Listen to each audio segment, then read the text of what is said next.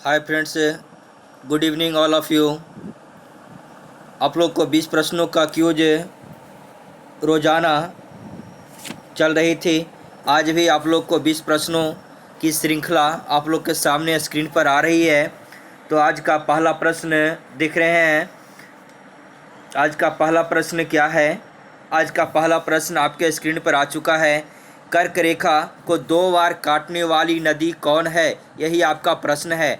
Option A Limpopo नदी, option B माही नदी, option C Amur नदी, ऑप्शन डी कांगो नदी। चलिए आप जल्द ही आंसर देने का प्रयास करें, ज़्यादा समय ना लें।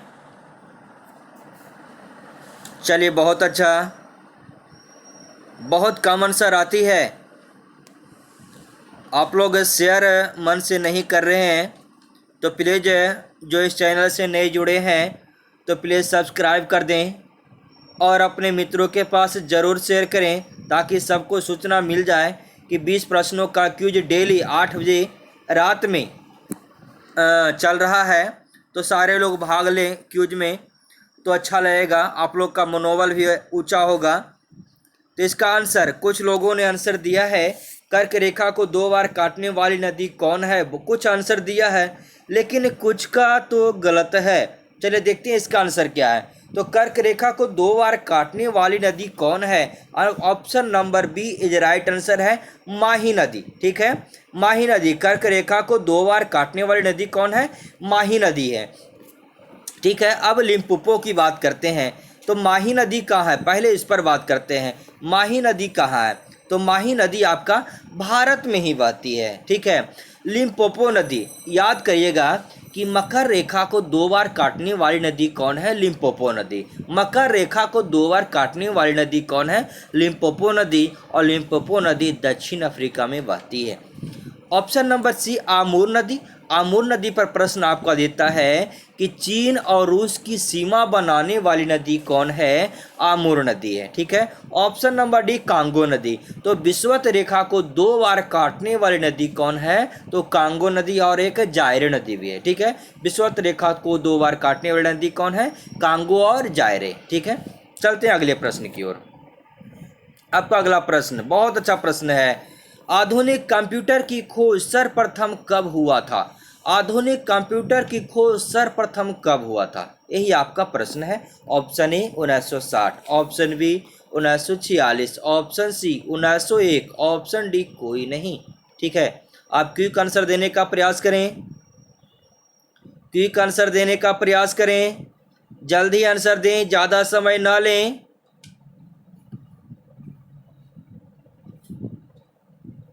चलिए बहुत अच्छा, कुछ का आया है। तो आधुनिक कंप्यूटर की खोज सर्वप्रथम कब हुआ? तो आधुनिक कंप्यूटर की खोज सर्वप्रथम ऑप्शन नंबर बी 1946 में हुआ था। ठीक है, 1946 में हुआ था। अगर कंप्यूटर की खोज की बात कहा जाए, कंप्यूटर की खोज हुआ था 1834 में, चार्ल्स बेबेज ने किया था। ठीक है, लेकिन कंप्यूटर का विकास का श्रेय किसको जाता है? तो वॉन न्यूमैन को। किसको जाता है? वॉन न्यूमैन को जाता है। ठीक है, और आगे बात करते हैं कि 1960 क्या है? तो कंप्यूटर के क्षेत्र में महान क्रांति आई थी 1960 में। ठीक है, 1901 इसमें कुछ संबंधित नहीं है। चलते हैं अगले प्रश्न की ओर। आपका अगला प्रश्न आपके सामने स्क्रीन पर है। नेट बॉल में खिलाड़ियों की संख्या कितनी होती है? नेट बॉल में खिलाड़ियों की संख्या कितनी होती है? आपका option A 11, option B 5, option C 7, option D 9। यही आपका ऑप्शन है। ठीक है, आंसर देने का प्रयास करें, क्विक आंसर दें, क्विक आंसर दें। चलिए बहुत अच्छा, बहुत अच्छा। चलिए बहुत लोगों ने इसका आंसर दिया है। तो नेट बॉल में खिलाड़ियों की संख्या, option number C right answer है। नेट बॉल में खिलाड़ी की संख्या 7 होती है। और किस खेल में 7 होती है? तो वाटर पोलो में भी 7 होता है, कबड्डी में भी 7 होता है। ऑप्शन नंबर 11, क्रिकेट में होता है, हॉकी में होता है, फुटबॉल में होता है, सब में 11 होता है। Option number B 5। 5 क्या है? तो बास्केटबॉल में खिलाड़ियों की संख्या 5 होती है। Option number D 9। 9 किस में होता है? खो खो में होता है और बेसबॉल में होता है। ठीक है, चलते हैं अगले प्रश्न की ओर। अगला प्रश्न आपके सामने स्क्रीन पर आ रहा है। 3 नंबर प्रश्न हो चुका था, आगे है आपका 4 नंबर प्रश्न। 4 नंबर प्रश्न क्या है? देखिए 4 नंबर क्या लिखा हुआ है कि खिलाड़ी हिना सिंधु का संबंध किस खेल से? यही प्रश्न है, खिलाड़ी हिना सिंधु का संबंध किस खेल से? Option A cricket, option B hockey, option C निशानेबाजी, ऑप्शन नंबर डी कुश्ती। चलिए आंसर देने का प्रयास करें। बहुत आसान प्रश्न है, सारे लोग आंसर दें। चलिए बहुत अच्छा, कुछ का आंसर तो आ भी चुका। चलिए बहुत अच्छा। तो हिना सिंधु का संबंध है निशानेबाजी से। किसे? निशानेबाजी से। ठीक है, अगले प्रश्न की ओर। प्रश्न नंबर 5। प्रश्न नंबर 5 आपका है, सिलेक्शन डे किसकी पुस्तक है? Option A Arvind Adiga, option B Bill Clinton, option C Benazir Bhutto, option D कोई नहीं। चलिए आपका आंसर क्यों का आना चाहिए। बहुत अच्छा, चलिए बहुत अच्छा से आप लोग क्यूज खेल रहे हैं। चलिए ठीक है, इसी प्रकार आप लोग ध्यान लगाकर खेलते रहें, बहुत सारे प्रश्न आपके जहन में आ जाएगी और आपके जीवन में उपयोगी साबित होगा। चलिए इसका आंसर, बहुत लोगों ने इसका आंसर दिया है। चलिए बहुत अच्छा है। तो इसका answer Arvind Adiga, option number A right answer है। ठीक है, सिलेक्शन डे के लेखक हैं अरविंद अडिगा। क्लियर हो गया। अब option number bill Clinton. Bill Clinton ने कौन सी पुस्तक के लिए रचना किए थे? तो माई लाइफ बिल क्लिंटन लिखे थे। और एक पुस्तक लिखे थे द रेड अहेड के लेखक भी बिल क्लिंटन है। ऑप्शन नंबर ए बेनजीर भुट्टो के बारे में भी कुछ बोला जाए। बेनजीर भुट्टो का पुस्तक का नाम है डॉक्टर ऑफ द ईस्ट। किसकी पुस्तक है? तो बेनजीर भुट्टो। अब बेनजीर भुट्टो का संबंध है पाकिस्तान से। ठीक है, चलते हैं अगले प्रश्न की ओर। आपके सामने अगला प्रश्न, आपके सामने स्क्रीन पर देखिए अगला प्रश्न। काजी नजरुल इनमें से किसे विरोधाभासों का मिश्रण कहा जाता है? इनमें से किसे विरोधाभासों का मिश्रण कहा जाता? Option A Kazi Nazrul Islam, option B Mohammad Ali Jinnah, option C Raja Ram Mohan Roy, option D Muhammad bin Tughlaq. बहुत अच्छा प्रश्न है, बहुत इंपॉर्टेंट प्रश्न है, बहुत एग्जाम में पूछा जा चुका है। चलिए आंसर आना चाहिए, बहुत आसान प्रश्न है। चलिए कुछ का आंसर आ चुका, बहुत अच्छा। तो विरोधाभासों का मिश्रण किसे कहा? तो ऑप्शन नंबर इसका है option number D right answer है। मोहम्मद बिन तुगलक को विरोधाभासों का मिश्रण कहा जाता है। ठीक है, अब सारे ऑप्शन की चर्चा हम करने वाले हैं। सारे ऑप्शन इसका इंपॉर्टेंट है। ऑप्शन नंबर क्या है? काजी नजरुल इस्लाम को क्या कहा जाता है? विद्रोही कवि कहा जाता है, विद्रोही कवि। ठीक है, मोहम्मद अली जिन्ना को कायदे आजम कहा जाता है और राजा राम मोहन राय को भारतीय पुनर्जागरण का प्रभात नक्षत्र कहा जाता है। ठीक है, तो सारे ऑप्शन की चर्चा हो चुकी है। चलते हैं अगले प्रश्न की ओर। आपका अगला प्रश्न क्या है?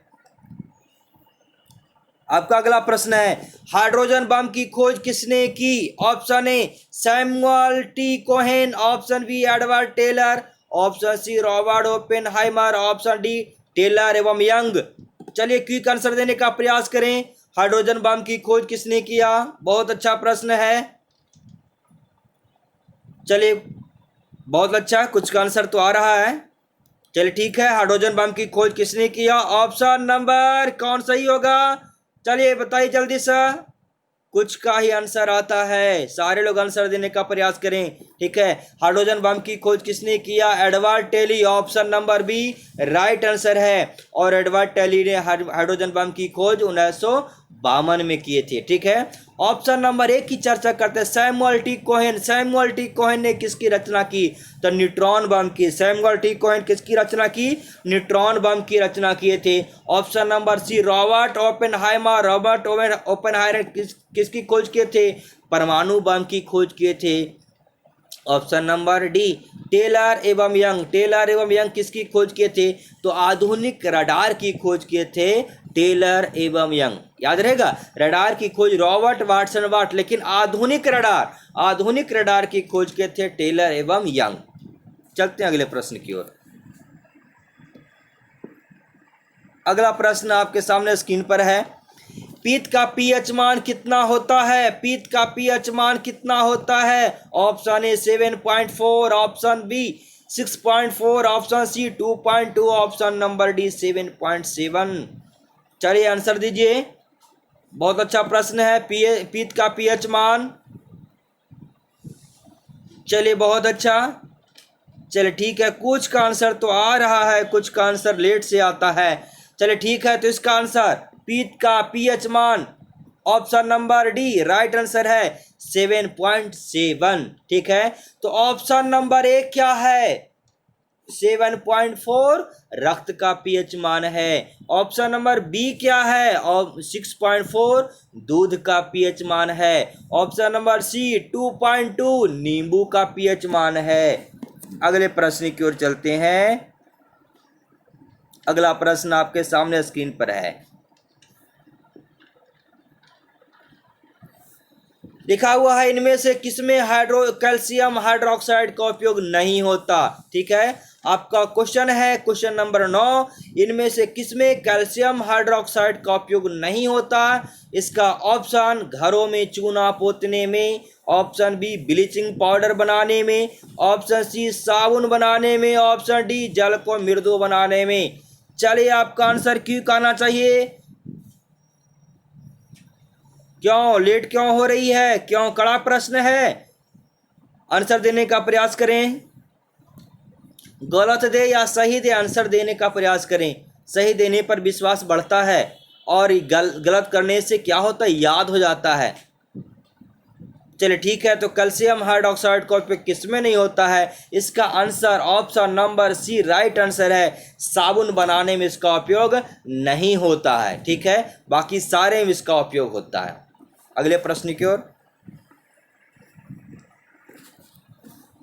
अगला प्रश्न, संवैधानिक उपचारों का अधिकार का वर्णन किस अनुच्छेद में? ठीक है, संवैधानिक उपचारों का अधिकार का वर्णन किस अनुच्छेद में? ऑप्शन ए अनुच्छेद 29, ऑप्शन बी अनुच्छेद 30, ऑप्शन सी अनुच्छेद 32, ऑप्शन डी अनुच्छेद 44।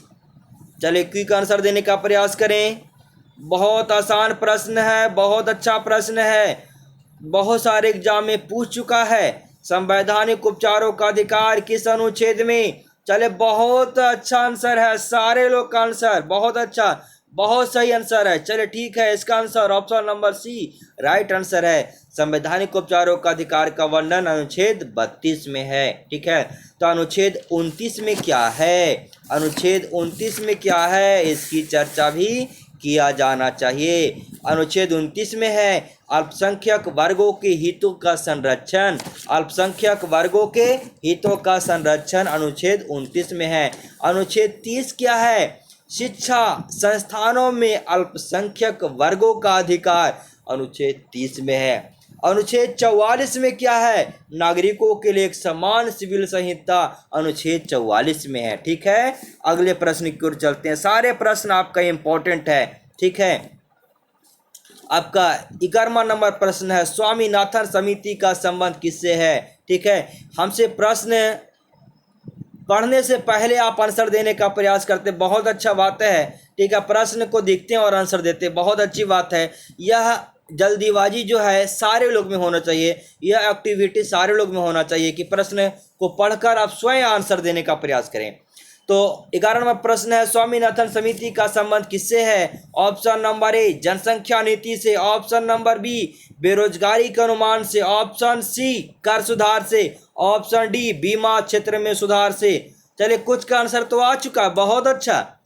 तो स्वामीनाथन समिति का संबंध है option number A right answer है, जनसंख्या नीति से संबंधित है स्वामीनाथन। तो ऑप्शन नंबर बी बेरोजगारी के अनुमान से कौन सा समिति है? तो बेरोजगारी के अनुमान से दांतवाला समिति। ठीक है, कर सुधार राजा चेलैया। ठीक है, बीमा क्षेत्र में मल्होत्रा समिति बीमा क्षेत्र से। अगले प्रश्न की ओर। अगला प्रश्न आपके सामने स्क्रीन पर, पश्चिम बंगाल का टीटागढ़ किस उद्योग के लिए प्रसिद्ध है? पश्चिम बंगाल का टीटागढ़ किस उद्योग के लिए प्रसिद्ध है? ऑप्शन ए कोयला, ऑप्शन बी तांबा, ऑप्शन सी लोहा, ऑप्शन डी कागज। चलिए आंसर देने का प्रयास करें, बहुत ही इंपॉर्टेंट प्रश्न है।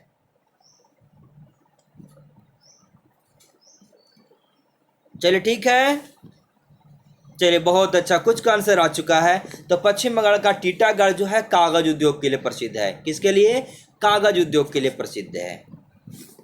तो आपको वीडियो अच्छा लग रहा है, प्रश्न आपके लिए उपयोगी है तो प्लीज़ लाइक करें, और जो इस नए चैनल से नए जुड़े हैं तो प्लीज़ सब्सक्राइब कर दें, और सारे लोग कम से कम 5 मित्रों के पास ज़रूर शेयर करें, ताकि अगले दिन से वह भी क्यूज में शामिल हो सके और क्यूज का लाभ उठा सके। चलिए अगले प्रश्न की ओर चलते हैं। आपका अगला प्रश्न है, इनमें से किसकी राजधानी रोम है? Option A Italy, option B Romania, option C Sweden, option D Norway. चलिए आंसर आना चाहिए।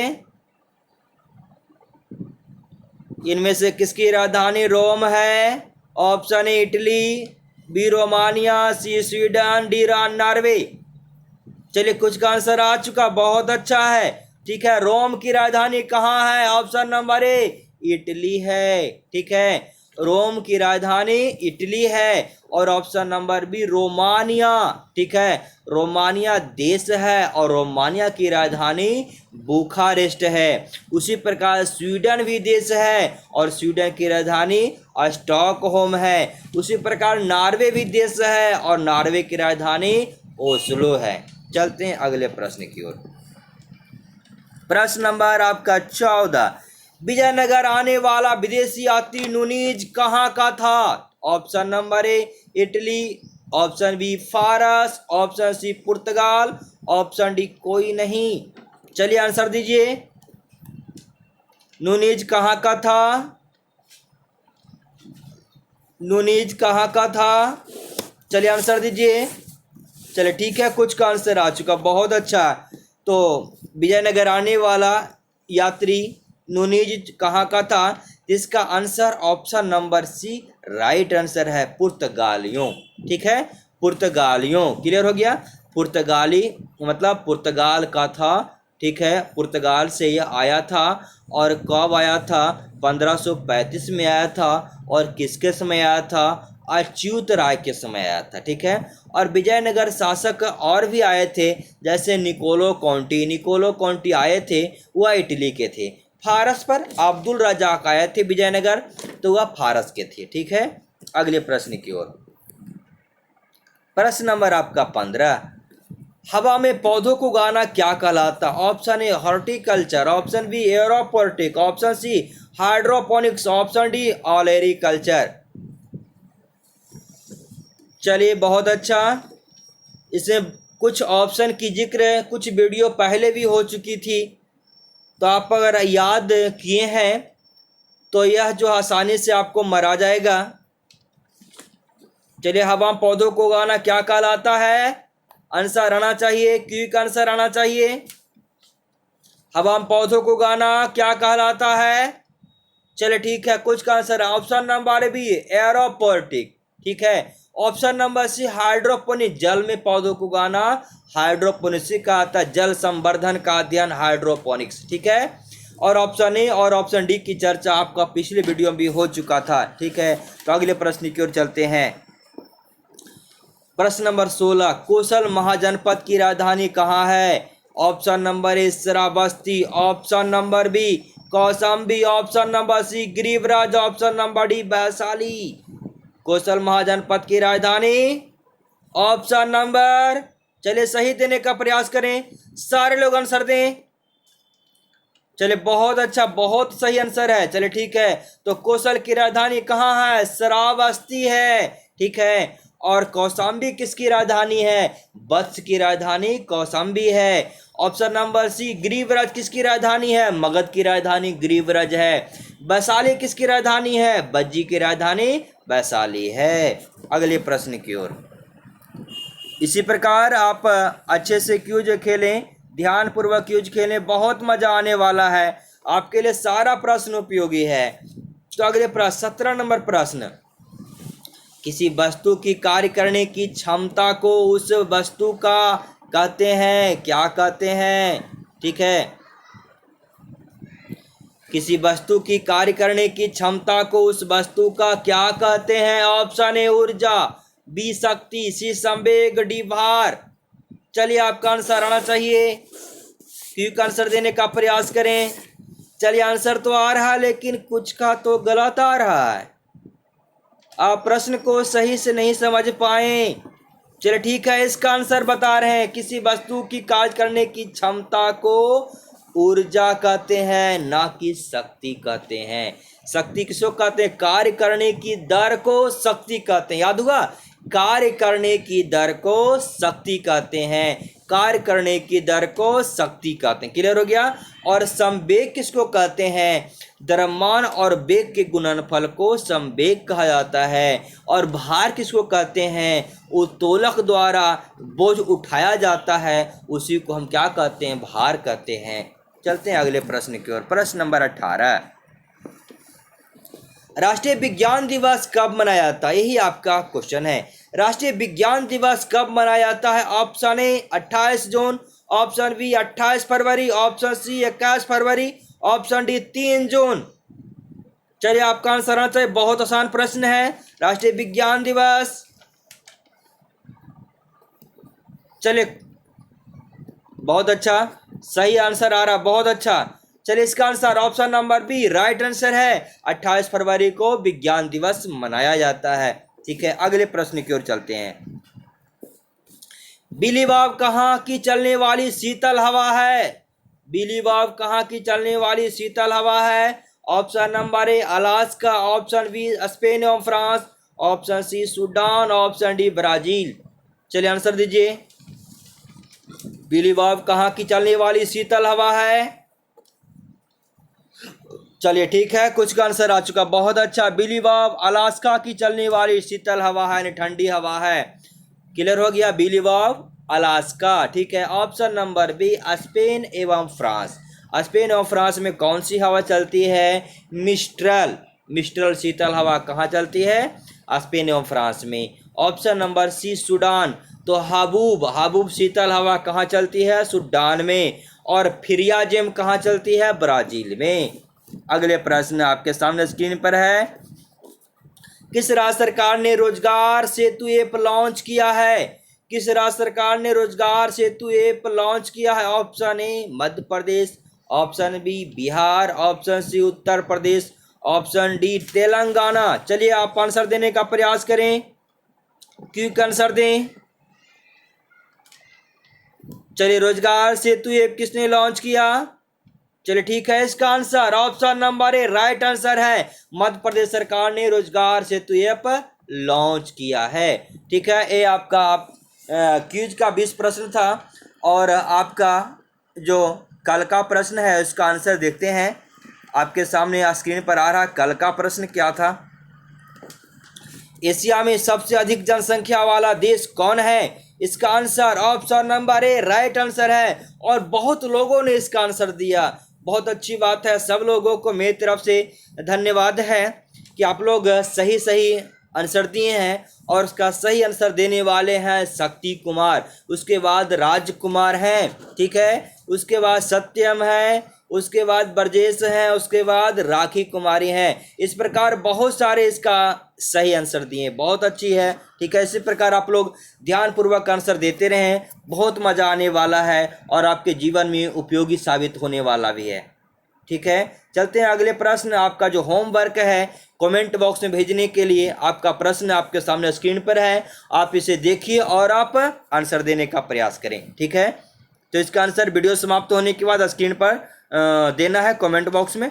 चलते हैं आज का टॉपिक। आज का टॉपिक क्या है? आज का टॉपिक आपका है कुछ महत्वपूर्ण अनुच्छेद आया है। कुछ महत्वपूर्ण अनुच्छेद आया है कि अनुच्छेद कुछ किससे किससे संबंधित है। ठीक है, तो देखते हैं। एक नंबर में अनुच्छेद 52 का संबंध किससे है? अनुच्छेद 52 का संबंध है राष्ट्रपति से। ठीक है, 2 में अनुच्छेद 17 का संबंध किससे? अस्पृश्यता कानून से। सारे इंपॉर्टेंट प्रश्न हम दे रहे हैं। ठीक है, सारे इंपॉर्टेंट प्रश्न है। ठीक है, क्लियर हो गया। तो 2 हो गया। आगे चलते हैं 3 में। आपका तीसरा है अनुच्छेद 18 का संबंध किससे है?